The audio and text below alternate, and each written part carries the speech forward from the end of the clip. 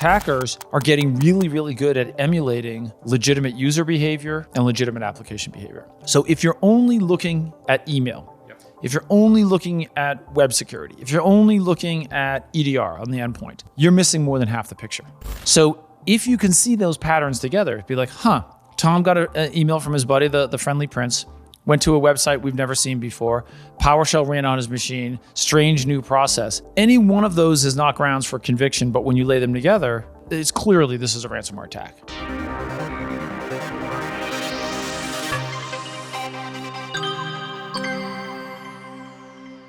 Hey everyone, it's David Bombal coming to you from Cisco Live, back with a very special guest. Tom, welcome. Thank you. Tom, you've been in this game for a while. Yes. You've seen a lot of changes. Yes, sir. My thing that I've seen is it looks like the attackers are still winning. Yeah, I think that's very clear, unfortunately. Right? If you look at both the frequency and severity of ransomware attacks, they've increased significantly in the past year. Yes.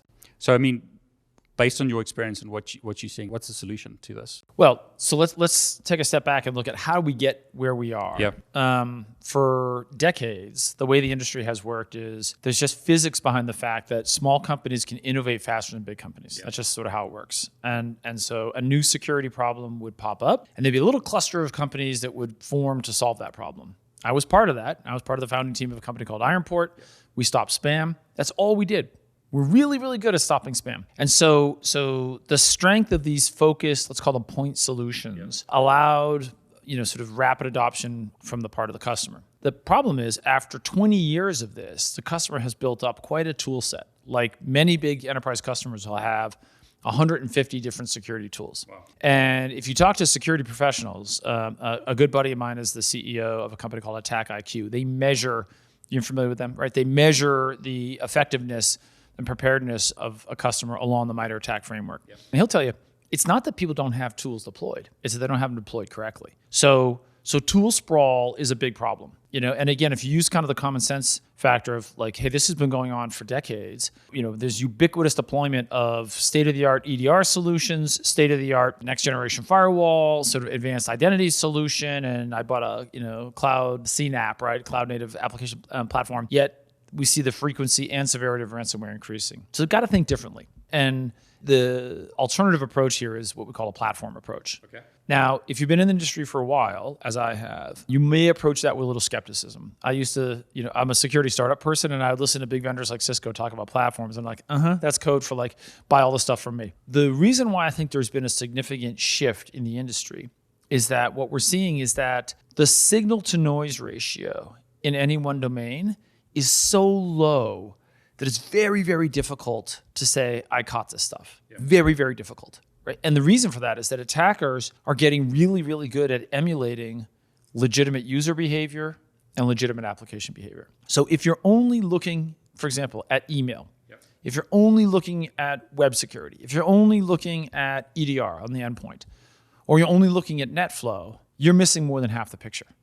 And so, there's a fair amount of evidence from customers, from analysts. If you can look broadly across all of these domains and lay these events side by side, that's where the patterns emerge. And this is what's driving this movement towards security platforms.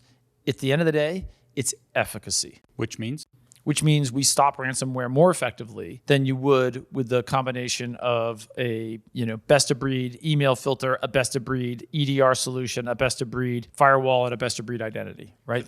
The individual pieces are not adding up to best-of-breed protection. So talk us through that framework, because I've heard you mention that before, like Nigerian prince or someone. Yeah. These days, you know that guy too? Yeah, I've met him. He's unbelievably friendly, right? Did you get the money? He said,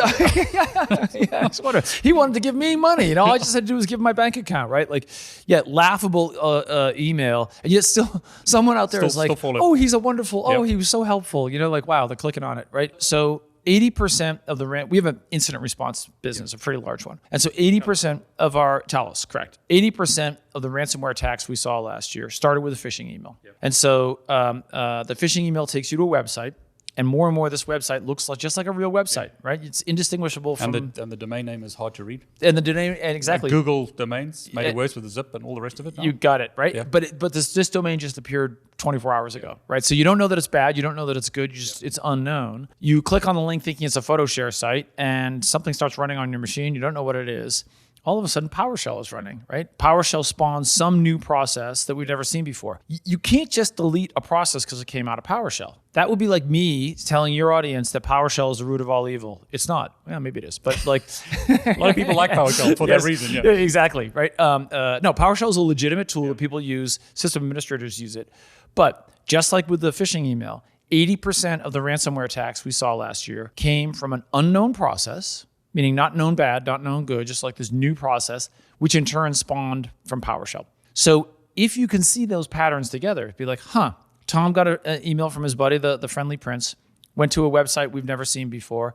PowerShell ran on his machine, strange new process. Any one of those is not grounds for conviction, but when you lay them together, it's clearly this is a ransomware attack. Right? And then that process is trying to reach the customer database and asking for 500,000 credit card numbers, for example, right? So if you have that end-to-end view, you can drive much higher levels of efficacy. And you could say, well, wait a minute. Let's imagine I've got an EDR solution. It sees every single process. And I've got an NDR solution. It sees every single network connection. And I'm going to capture all this stuff in logs. So, I would say to you, good luck. Yeah, I mean, it's getting worse because what about like AI?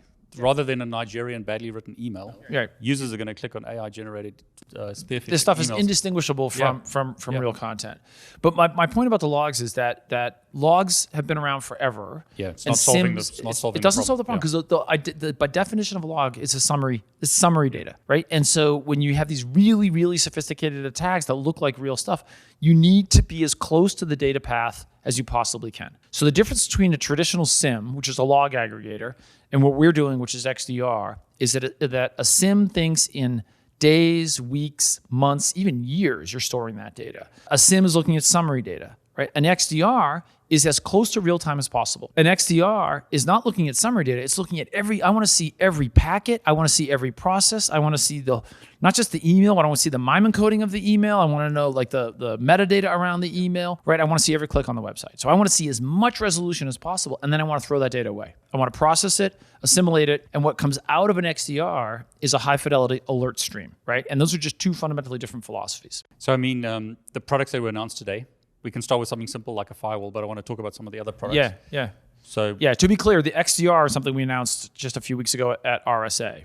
Right now, the products we announced today are tied in to the XDR, coming back to this security platform or system, right? System of subsystems. So here's what we announced today. We announced two things. They share a common philosophy, which is zero trust. Okay. And so the first thing we announced is Cisco Secure Access, and it allows a zero trust or least privilege connection between a user and corporate applications. The second thing we announced is what we call our multi-cloud defense, and that allows least privilege communication app to app. And so sometimes people forget that servers are people too, meaning that they have identity and they should have privilege, and you can't just allow any connectivity in the data center because in a zero trust model, you have to assume the attackers have found a way to get into the data center. So if you allow any connectivity, that's giving the attackers permission to roam about the data center until they find the data they're looking for, right? Lateral movement. Yeah.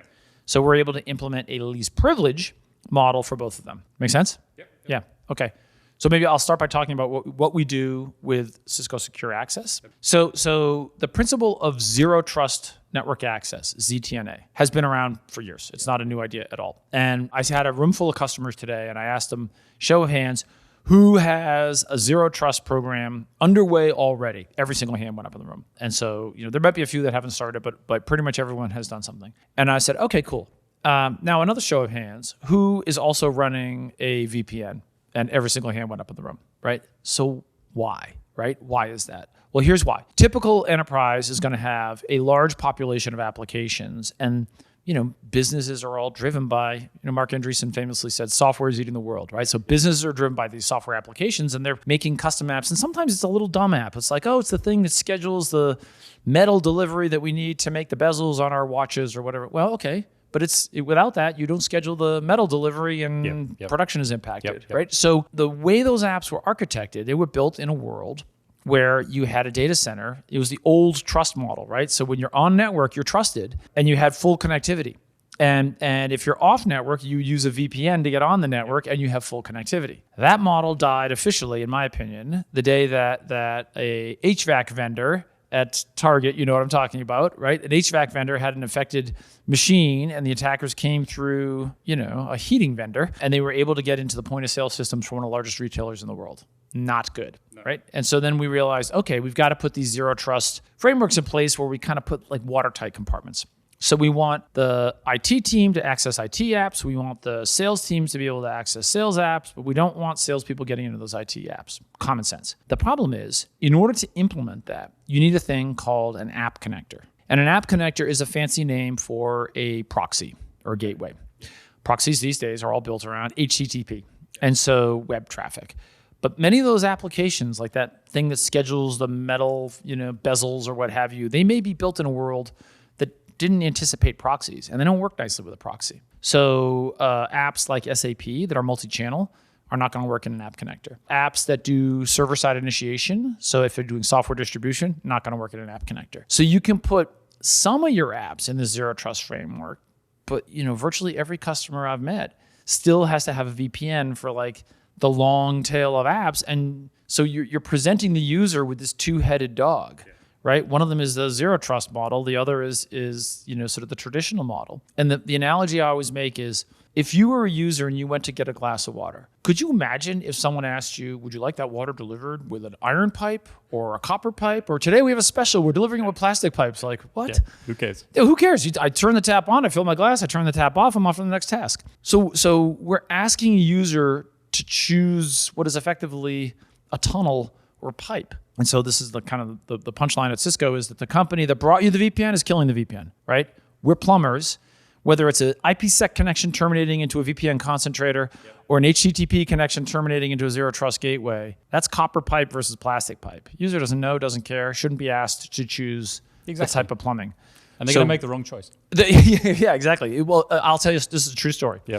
We're riffing a little bit here, right? Go for it. My past life, I used to work at VMware until very recently. And we had a zero trust framework, and I was using it. And it was during the pandemic, so we were all working from home. Campus was closed. And my boss was the CEO. He's like, hey, I need you to get this piece of information. And it was stored in Jira, which is running on-prem. And I had to launch a VPN. It wasn't a Cisco, it was somebody else's VPN. And I never used this thing. So I couldn't get it to launch. I'm like, damn it, what's the password? I had to think you're technical, and if you struggled with that, yeah, exactly. So what about all the other people? Yeah, exactly. This is. So you know what I had to do? I had to get in my car.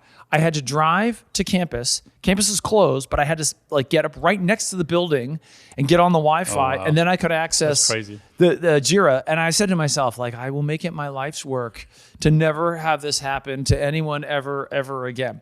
So by unifying traditional VPN and zero trust, we're able to deliver an end user experience that I call it the world's most boring demo. Open your laptop, go to work, right? Whether you're going to legacy app, new app, whether you're on-prem or remote, the experience is the same.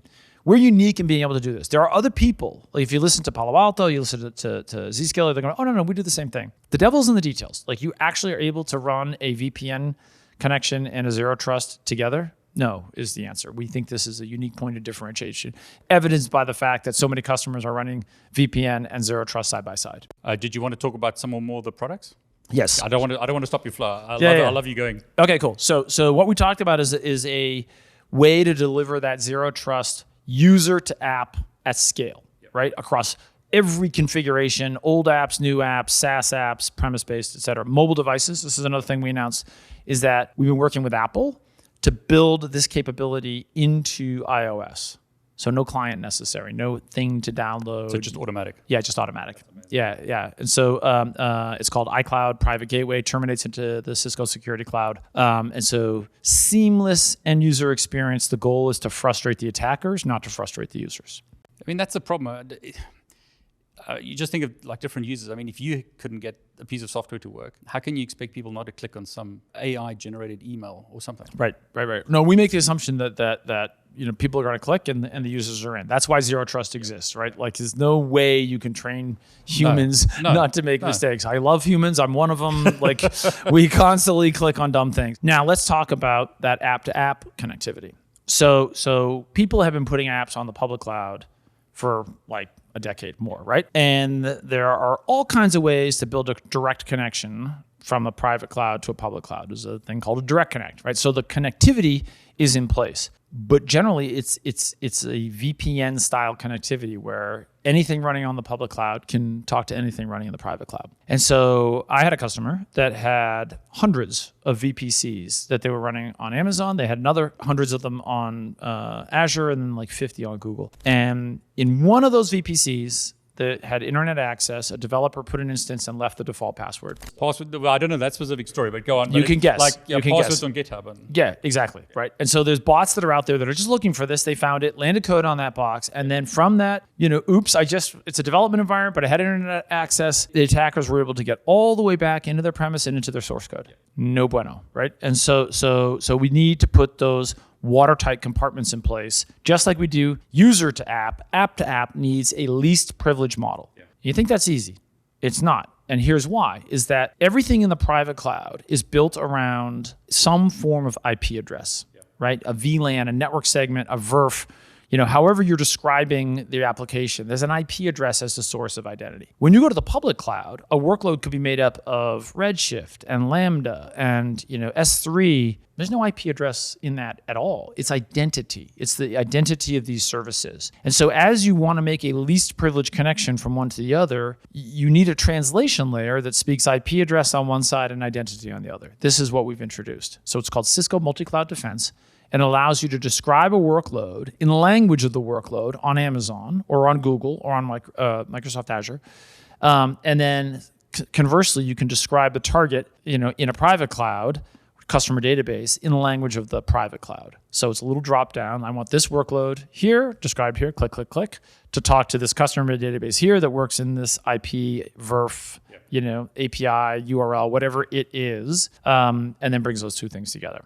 So this is something that I think has universal appeal for anyone that has any sort of hybrid cloud at scale. If you only have one app on Amazon, you don't need this. Yeah. If you have tens or hundreds on Amazon and also stuff on-prem, this is a problem I think you'll understand. Any more you want to do? Well, let's see. So there's those two. Now, so here's what I think is one of the more interesting capabilities that we have in the current product. And when you start thinking about it, you'll realize that the security impact on this is huge. One of our engineers had the idea that said, for every network connection, we should look at which process initiated the connection. And in fact, we should capture the hierarchy of that process. So that pattern we're looking for is the one I talked about earlier of this process that's making this network connection, we don't know it. PowerShell thing, yeah, and it just spawned out of PowerShell. So we append that information to every flow. And that gives us, we're able to pull that not from an EDR solution. We pull that information from this next generation, network connectivity thing that we call Cisco Secure Client. It's an evolved version of AnyConnect, our VPN that we killed to make the new VPN, right? So here's an interesting example where you have a access control decision that's being made, but we're harvesting security telemetry at the process level. And I have just found over and over and over again that process level telemetry is the most interesting and most important, because whether it's on a machine or think about an Apache server, we pretty much know what to expect in Apache. It doesn't have to say there's not going to be a new process, but if there is, we should treat that with some suspicion. So having process level visibility and being able to follow that through the network to correlate it with lateral movement is an extremely rich, interesting area. We're going to continue to be investing, continue to be exploring. And I think imagine a world where we could actually keep track of a weird looking process that did something weird, made a connection on the network, and then moved to another connection. We could use a blockchain approach to create a hierarchical identity at the process level.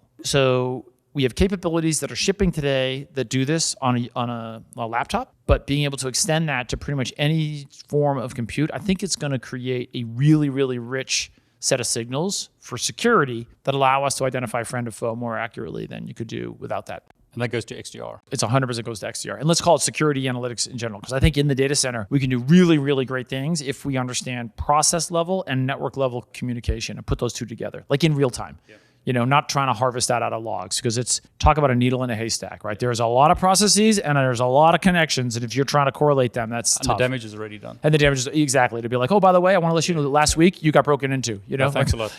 yeah, My really. car's missing. Yeah, wonderful. Yeah. So The last thing we haven't talked about is the role of AI. Now, every vendor in the planet is like, oh my God, AI this and AI that. But there's a good reason for that, right? In that if you think about what happened in the past, just few months, computers now have the ability to process natural language. And just the more you think about it, you realize this is going to be transformative. So what we showed our demos where we can use large language models to allow a firewall administrator to greatly simplify policy management in a firewall. Have you ever been inside a firewall? Yeah. I used to configure Pixels and all those. I could tell. I saw the pain on your face. You're like, oh my God, I've actually done this. Rules, yeah, exactly. I routinely talk to customers. They have hundreds of thousands. It's crazy. I've talked to customers that have over 1 million firewall rules. Can you imagine editing that rule table? Oh, here it is, rule number 567,000. There it is. And it's like assembly code. It'd be like the problem is you don't know what half of those are because you don't want to take them out because it might affect some app. You stole my line, right? Sorry, go on. No, it's right on the money. Is the guy that wrote them retired? Gone, yeah. So the rules just build up. Kind of useless. Exactly. Right? And so now we have the ability, we showed demos of this, where you can actually talk to the firewall. And you do it, you're typing it, but imagine we could put a voice translation layer on there and be like, hey, Tom is just joining Cisco. We need to give him access to this, and this, but not that. And it'd be like, okay, here are the rules. And conversely, you can read the rules and it can tell you, I can say, does Tom have access to Jira? Because he probably shouldn't these days, right? You don't want him getting in there. Don't want him messing with source code. And so, having the ability to dramatically simplify firewall rule administration, big deal. Same thing applied in the SOC. So remember, in AI, there's kind of two pieces to the puzzle. There's the algorithms themselves, and then there's the data you train them on. And so one unique set of data that we have is we've been in the incident response business for decades, Talos, right? And so imagine if we took all of the write-ups of all of the incidents that we've encountered and fed them through this, LLM capability so that we can create a SOC assistant that understands patterns. Oh, you know what? I've seen this before. This looks like a lateral movement, and I suggest we turn on packet capture and set up a honey net, right? And so it's amazing, a human can go do that, but the computer can do it 10 times faster. 5 days too late. 5 days too late, right? Yeah. So we think we can create an order of magnitude increase in efficiency for a SOC operator. That's why there's a lot of buzz about AI, because it's not just smoke. You can see the impact that this stuff is going to have on those two examples. And those are obvious. So as we start to really dream about man, what could we do where computers understand words? It gets really, really interesting. So can you summarize? I think we've covered all the point products, right? Yes. Okay, so all the different pieces. So, yes. So let me ask it again. Can you summarize this idea from what we discussed in the beginning? Like all these different vendors selling all of these products. Yeah. What is Cisco doing? XDR was announced. Yes. So what's the full picture today? Yeah. So our view of Cisco is we want to be great where security meets the network. And you can think of that in 3 buckets. Okay. There's a bucket of functionality that's around users. So that Cisco Secure Access that I talked about is a very integrated solution that has a firewall, a web proxy, browser isolation. It's got digital experience management, right? Yep. All of that is integrated into one single solution. So you could have 5 or 6 point solutions. Instead, you get one console from us. We're going to continue the integration. We've got email in our user suite. We've got EDR in our user suite. So bringing these things together so they're easier to deploy, lower cost. But at the end of the day, how do we start this whole conversation?